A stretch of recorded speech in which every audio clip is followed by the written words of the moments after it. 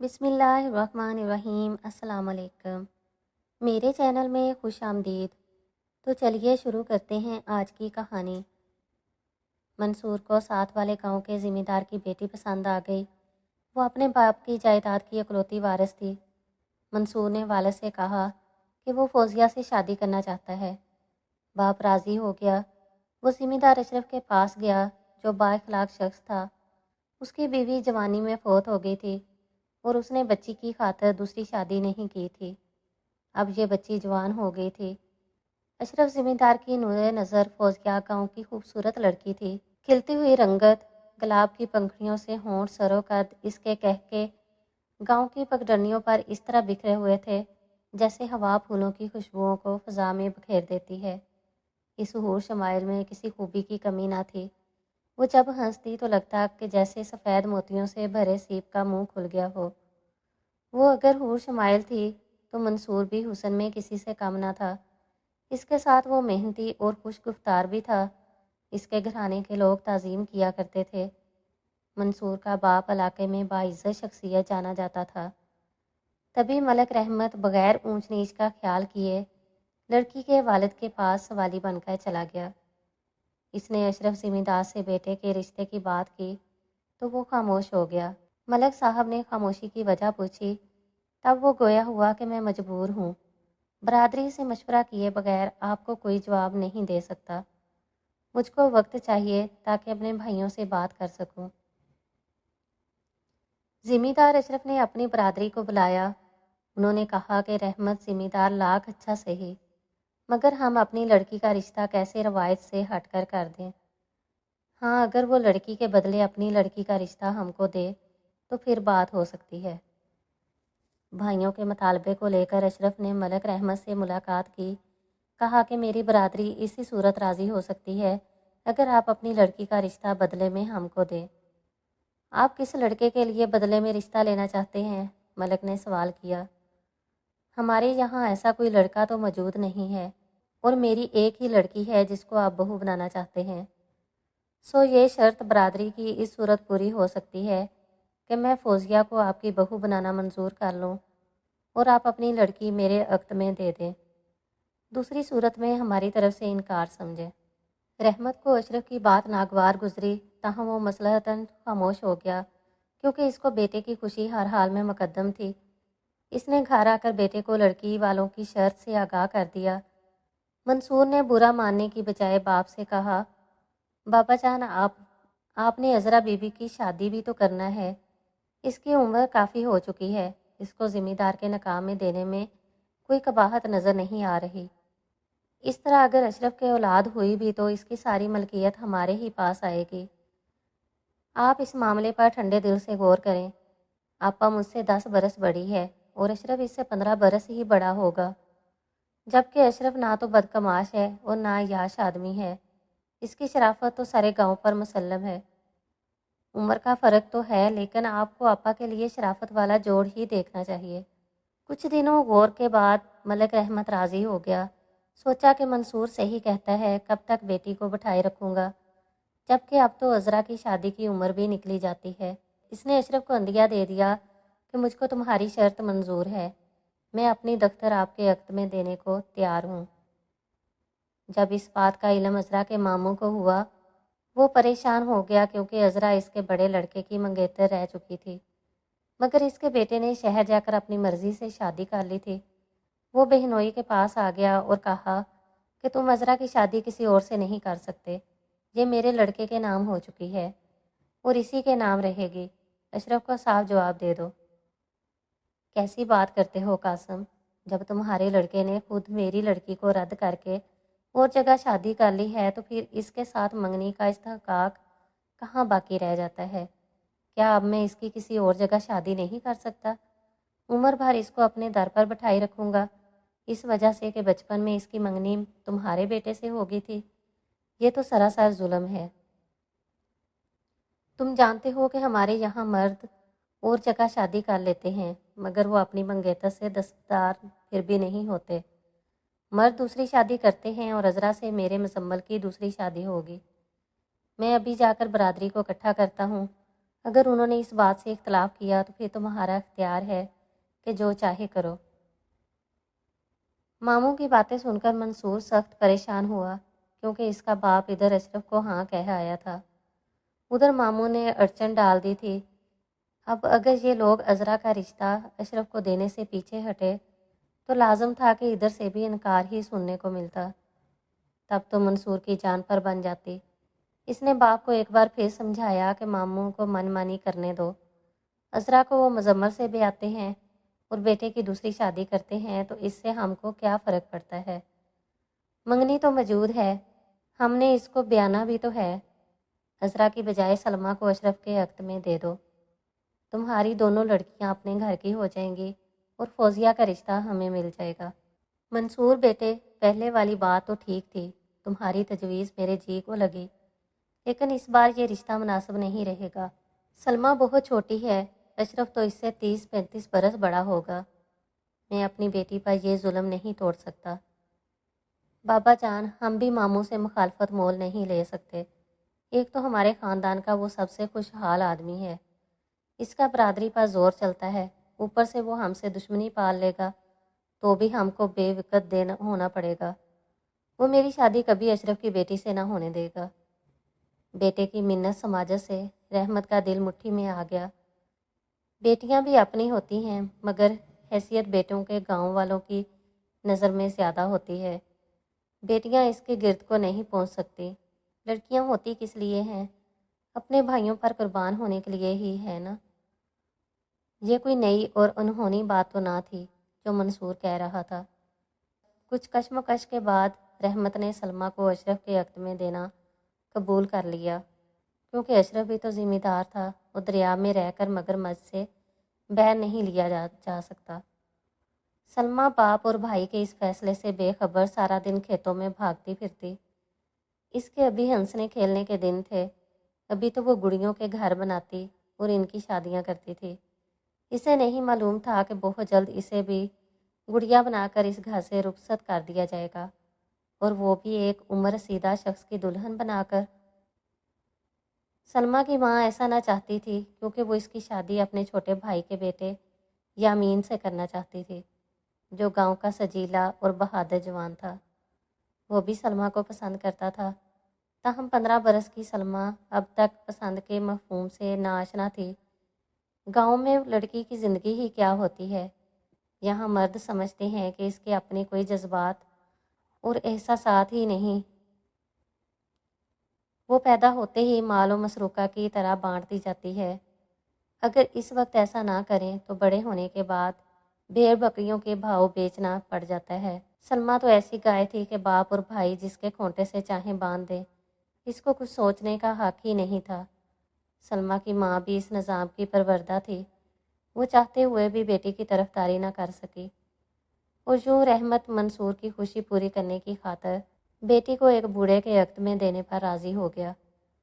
بے شک اشرف لڑکی سے عمر میں دگنے سے بھی زیادہ بڑا تھا، لیکن کردار سے شریف آدمی تھا۔ اس نے سلمیٰ کی نوعمری کا خیال رکھا، اس کو بہت محبت دی اور رانی کی طرح رکھا۔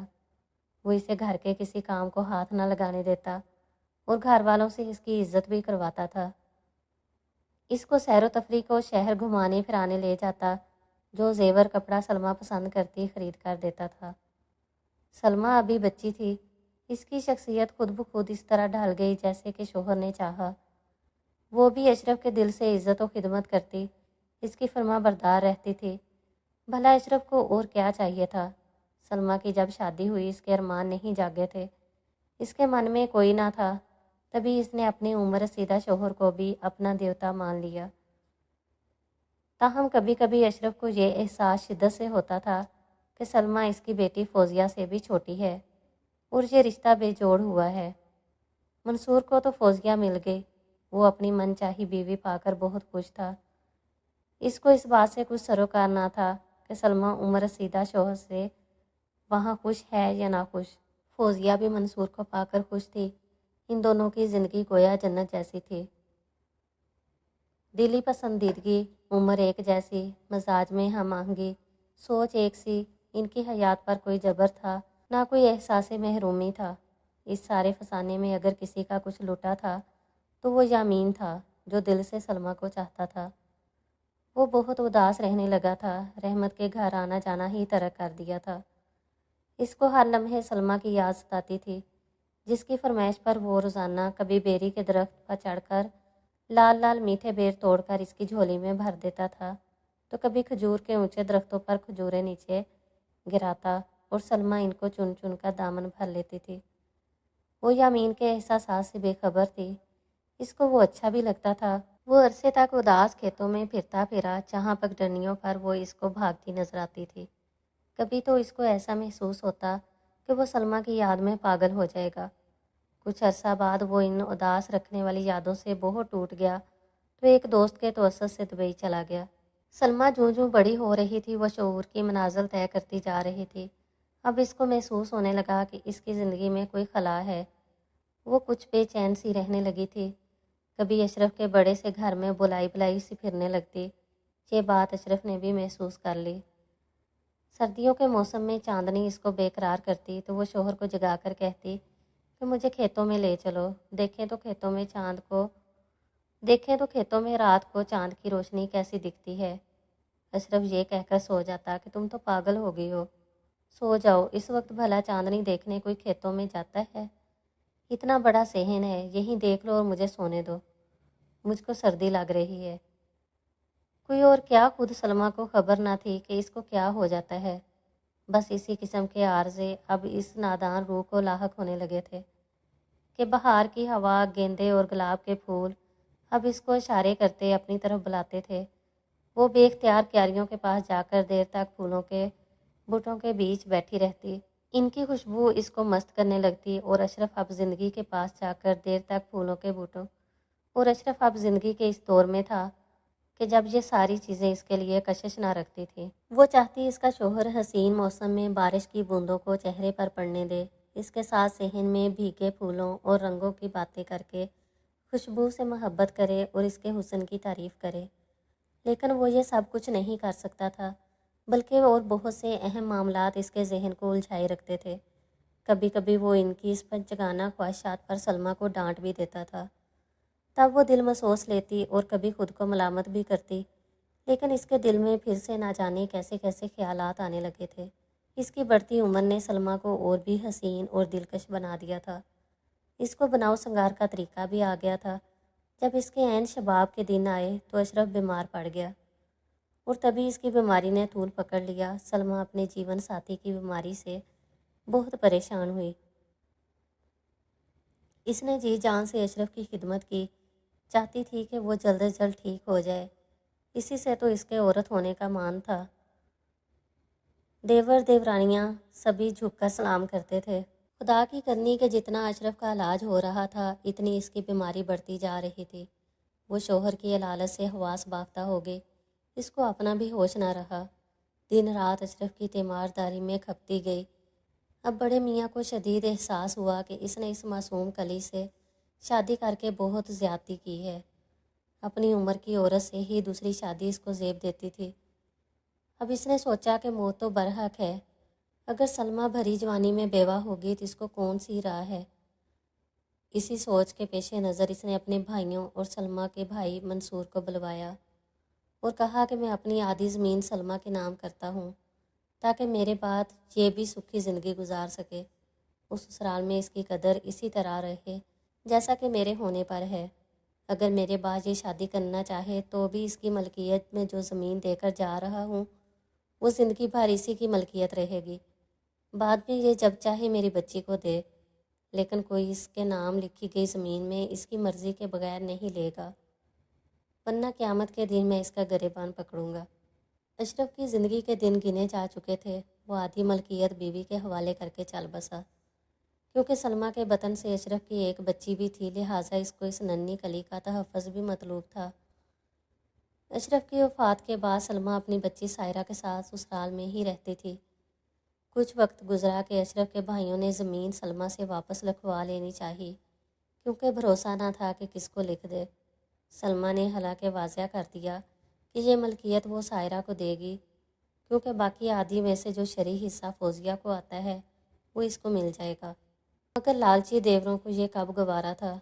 वो तो चाहते थे कि अशरफ की बेटियों को भी इस विरासत से महरूम ही रखें और तमाम ज़मीन अपने नाम करा ले। इस मामले में अगर कोई खार बनकर खटक रहा था, वो इनकी भतीजी फौजिया का शोहर था, जो सलमा का सगा भाई था। वो आड़े आ सकता था, तभी उन्होंने मंसूर को भी साथ मिला लिया। कहा कि तुम्हारी बीवी का हिस्सा इसी शर्त पर मिलेगा, अगर तुम अपनी बहन से ज़मीन लिखवा लो। हम तमाम मलकियत बांट लेंगे और आधी रकम तुम ले लेना और आधी हम ले लेंगे। सलमा जवान है, इसकी शादी करा देनी चाहिए। इसकी बच्ची सायरा को हम खुद परवान चढ़ा लेंगे। वो हमारे भाई की औलाद है, इसकी देखभाल का हक हमारा है।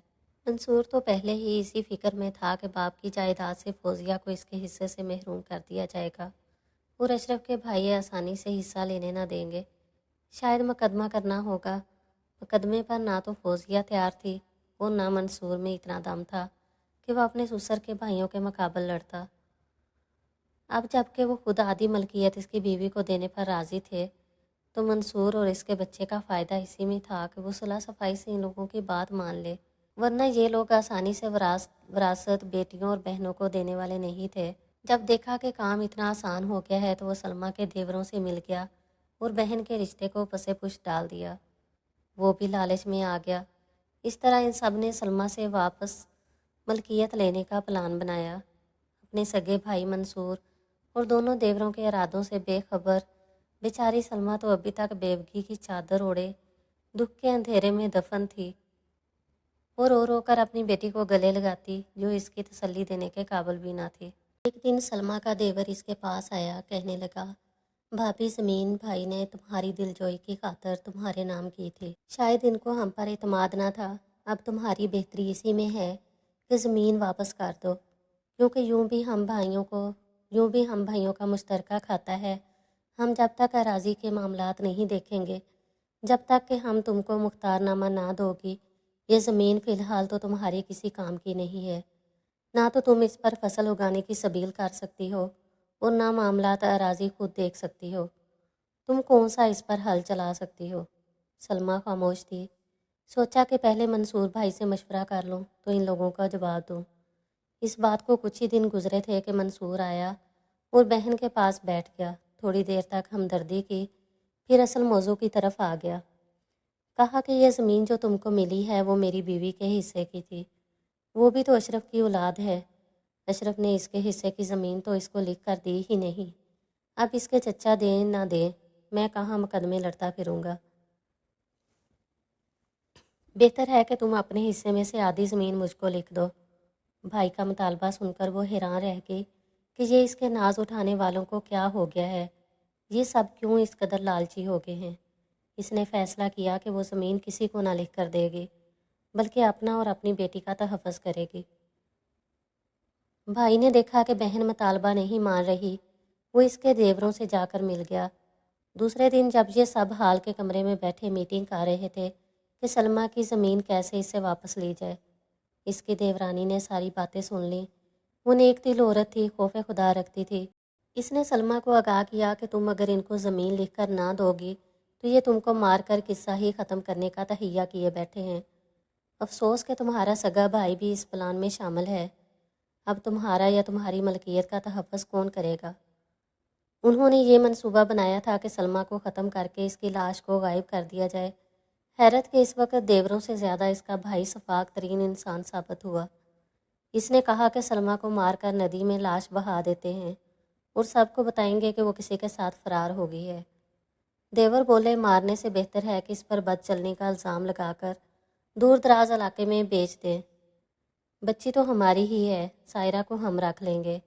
फिर वो लोग यक ज़बान हो गए कि हाँ, कत्ल में कई तरह की पेचीदगियाँ हैं, मुमकिन है कि पुलिस को सुराग मिल जाए। देवरानी सलमा से कहने लगी, देख बन्नो, तेरी ज़िंदगी ज़मीन से ज़्यादा कीमती है। वो तेरी बच्ची को ज़मीन की नहीं, इस वक्त तेरी ज़रूरत है। ये लोग अपने सफाक अज़ाइम में कामयाब हो गए तो क्या होगा। ये सुनकर सलमा डर गई। दूसरे दिन इसने भाई और देवरों के नाम 10-10 बीघे ज़मीन लिख दी, जो इसका शरई हक बनता था, और बाकी मलकियत के बारे में कहा कि ये मेरी बच्ची सायरा की है, वो नाबालिग है। जब 18 बरस की हो जाएगी तो इसके नाम कर दूंगी। ये मेरी बच्ची की अमानत मेरे पास इसका बाप रखवा कर गया है, मैं किसी और को इसके हवाले ना करूँगी। इन्हीं दिनों यामीन बरूने मुल्क से गांव लौट आया। इसने जब सलमा के बेवा हो जाने का सुना तो इसके शोहर की ताज़ियत को इसके पास गया। सलमा ने इसको तमाम अहवाल से आगाह किया।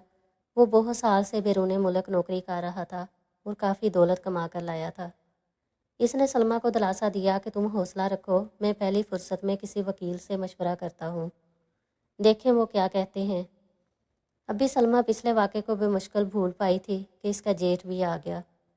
कहा कि जब तुमने तीनों को ज़मीन लिख दी है तो बाकी ज़मीन मुझे मिलनी चाहिए, क्योंकि मैं बड़ा भाई हूँ, मैं ही तुम्हारा और तुम्हारी बेटी का सरपरस्त हूँ। तुम औरत हो, तुम क्या करोगी?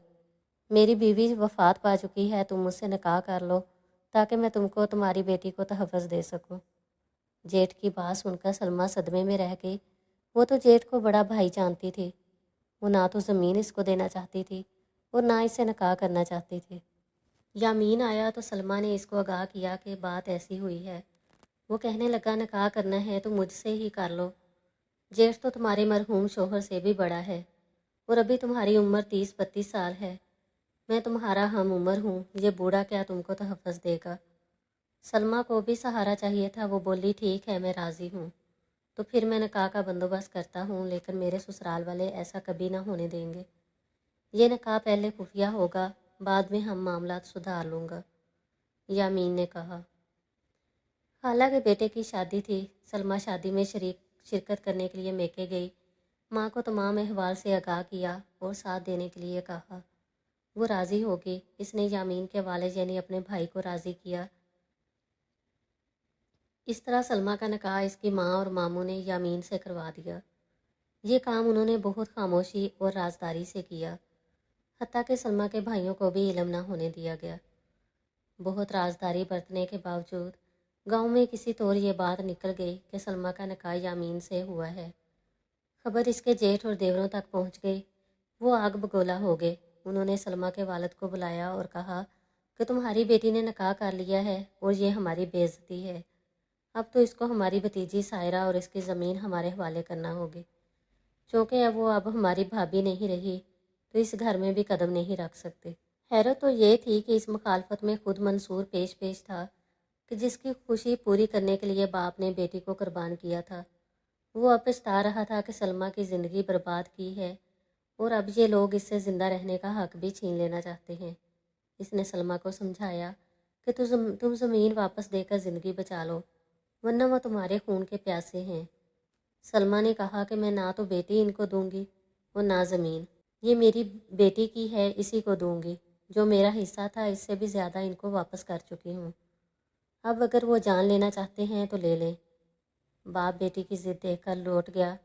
कहा कि मैं तो तुमको तुम्हारे हाल पर छोड़ता हूँ। अगर तुम्हारी तरफदारी की तो वो अपनी बेटी ले जाएंगे और मंसूर का घर उजड़ जाएगा। मैं पोते पोतियों को माँ से जुदाई का दुख नहीं दे सकता। एक रात सलमा को देवरानी ने जगाया और कहा कि अब तू यहाँ किस लिए रह रही है? बच्ची मेरे सुपुर्द कर और इस घर से चली जा। वो आज रात तेरे कत्ल का इरादा बांध चुके हैं। बच्ची तो यूं भी तेरे बिन रह जाएगी। वादा करती हूँ कि माँ बनकर इसकी देखभाल करूँगी। इसने सलमा को खेतों में छुपाने का इंतज़ाम कर दिया।